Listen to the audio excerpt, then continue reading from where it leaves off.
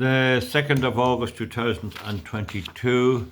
This is the geopolitical situation on the Ukraine war, etc. There are mediums that give you a rough idea of what's happening. They're not in Ireland or the UK or in most American places.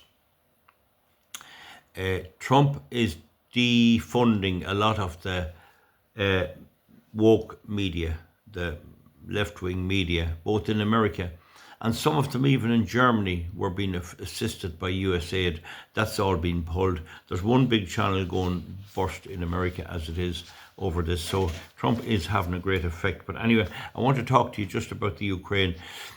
There's a meeting in September in China, and it's a celebration of the 80th anniversary of the defeat by China of Japan.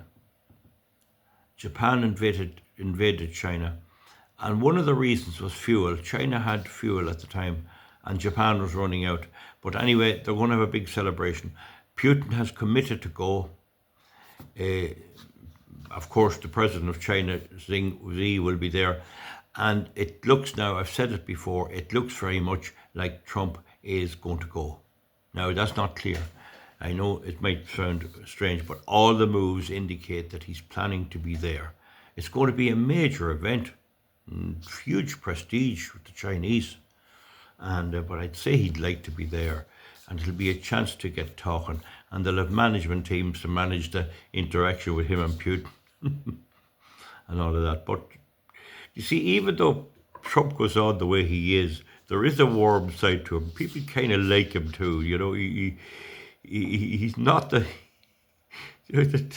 They might tell him you're wrong, but they still kind of like him because of the way he goes on. And that got him 70 million votes in America. Anyway, the move is on to shift out Zelensky, to get rid of him. It's agreed there can be no peace settlement while he's there. And he has no electoral mandate. He's a nobody, really. So he'll be shifted off quietly. He has billions taken from the world banks and the world governments and European Union and you and me, and where he'll go after that, I don't know. But he's finished anyway. He's going over. There'll be no peace settlement without him, with him in. There'll be no peace settlement. Now, Russia is winning the war big time. They're moving slowly through all the towns in the eastern part of Ukraine towards the Dnieper River, and that'll be where they'll stop. They don't want to take it all over.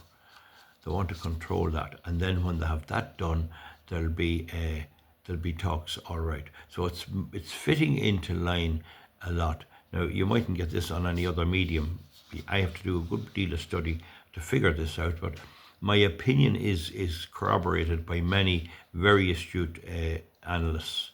You know, there wouldn't be in Ireland now, to tell you the truth. So there's a guy there, he's a boxer. He's Vitaly, Klitscho, Kalali Kritso. He's 6'7", he's a boxer. He's interested, but he's not going to get it. Not a hope. The next one is Vacery, Vasily Zelensky. Now he is a high candidate, Valucci. Now he is a military man, but he's in London. He's the ambassador, Ukrainian ambassador to London, and he's over there now learning English and being groomed. So that Zelensky, Zaluzhmy. Have that right? Zaluzhmy. So he'd be the preferred option of the British, I would say. Now, the British are the main protagonist in Ukraine. They hate the Russians, more so than the Americans. And funny enough, even the left-wing British hate the Russians. I think it's because they got rid of the Soviet Union. I think while the Soviet Union was there, this might be the Labour government.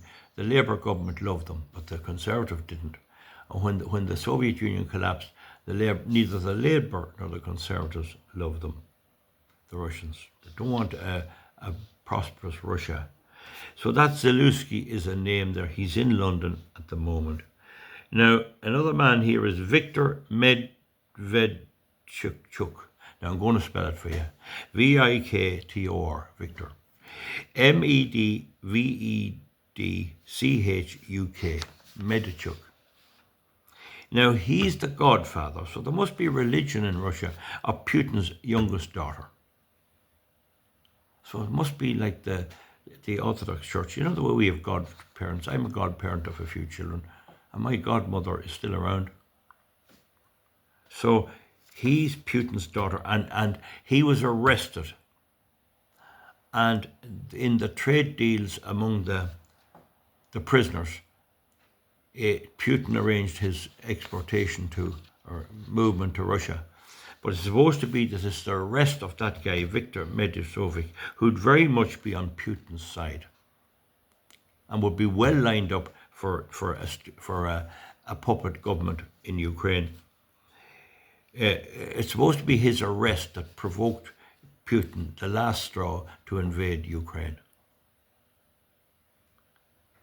He was providing information and all that, but he was doing it very openly. He was saying what I'm saying: there should have been no war. They shouldn't have been killing Russians. The bloodlust for the Ukrainian people to kill Russians is unbelievable. No Russian is safe in it. Unbelievable. No. So he's another one. So I'll read those three out there. Klitscho, Klitsho, Klitscho. That's not the right pronunciation. There's not a Riley in it. And would you believe that the Celtic people came from Germany? How come they were called Rileys and O'Reilly? I often wonder that. Not O'Reilly left in Germany. Vasily Zelensky. He's in London at the moment, being groomed for the job. Viktor Medvedevich is Putin's man.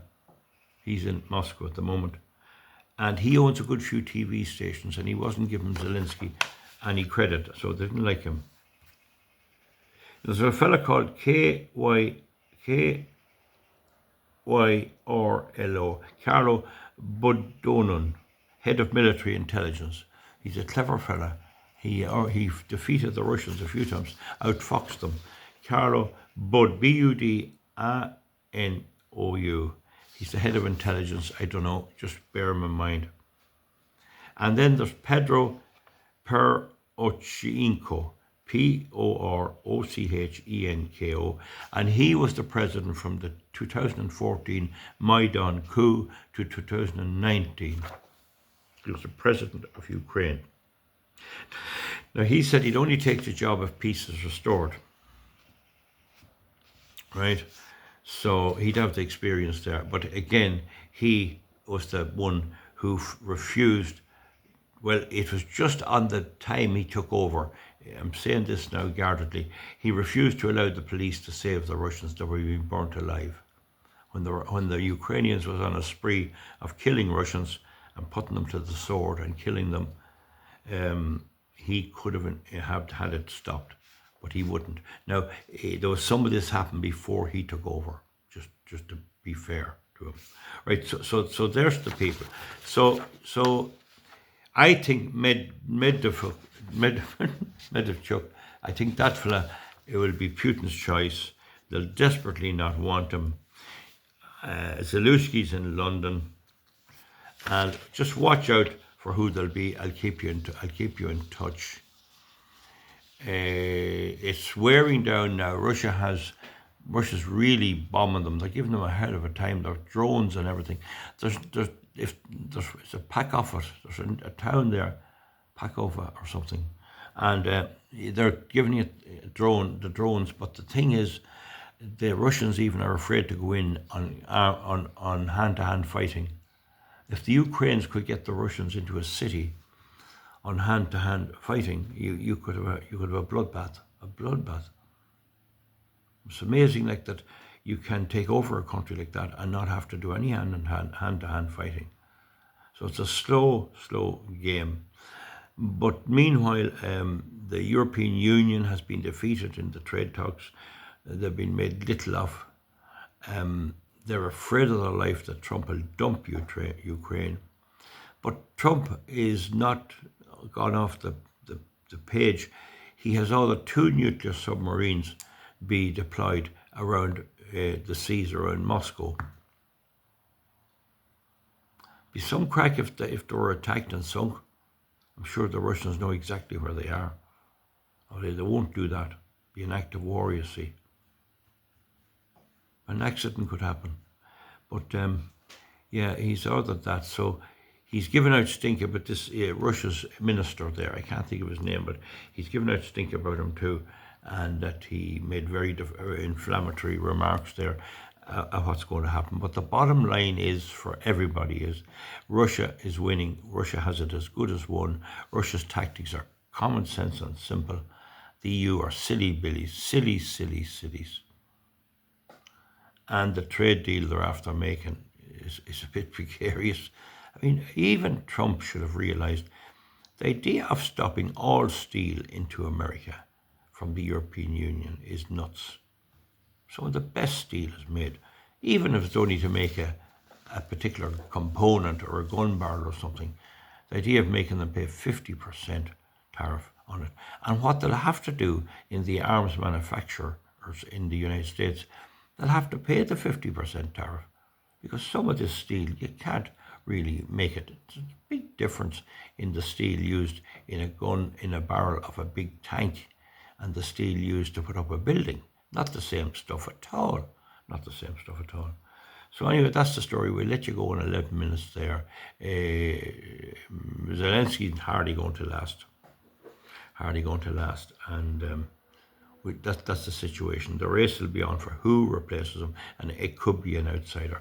And really, it's between Keir Starmer, if he's still there in Britain, will definitely be for Ziluzhmy, Zelensky. Will the Americans want him? I doubt it. And Putin's man is Medvedchuk, Victor Medvedchuk, and he's connected with Putin personally. So they'll be the two. Neither of them will get ahead. I'd say it'll be a third person. I'd say that Trump will be the one to decide. And people say, oh, Trump's a bully. What's wrong with being a bully when you're looking after your own people's rights? Good enough for the Irish people. I don't like him. He's a bully. Well, you can go to hell because he's there and you're not going to get rid of him. And he's playing a blinder, really. He's really playing a blinder, even though some of the things he's doing doesn't make much sense. He really is shaking the tree. The monkeys are up. And it's not a pretty sight with the weaklings in Europe. You know, you go around the streets of Ireland now, most of the towns, and they're really well decorated. There's lovely community councils in towns. Carrickmacross is reasonable. Kingscourt's nice. Several of the towns are good. Dundalk, Cavan Town. Like, they make a great effort to put up flowers and keep everything real tidy. It's striking, like in some of the towns, and that's probably the work of women in the councils, because women tend to be more for flowers and all that. So that's a great thing for tourism, if you had any place for them to stay. But you have to also have the engineering. In my own household, there could be often a conflict between tidying up something and making something. But you have to have both. You have to have the industry. The people of Mulla that work in Wellmans and surrounding areas, they're building their homes, they have nice homes, they're very happy and everything else, but their jobs are going because of the price of fuel. You've got to understand, it's not just enough to have the place looking well, to have everything groomed. That's one part of the equation. But you also have to have the engineers and the calculators and the people who can count and the planners and people who know what they're doing. People who know how to build and do things. You have to have both. And the problem now is you have the first all over Europe, as Ursula von der Leyen said, it's a garden. The rest of the world is a jungle. Well, she's wrong. It's not a jungle. The rest of the world is manufacturing, industry, producing metals. And when you have that done, then you can do the window dressing after that. You can have both. But if you only have one, especially if you have only the niceness and the neatness and the flowers, but you don't have the other, well, all that'll happen is your economy will collapse and your kids won't be even here to see what you've built. Does that make sense to you? Okay, so that's the story there now as the situation unfolds in Ukraine. And like again, you're hearing on a realtor education, not fake news. I'm probably the only fully independent medium. Probably the only fully independent medium. See you back.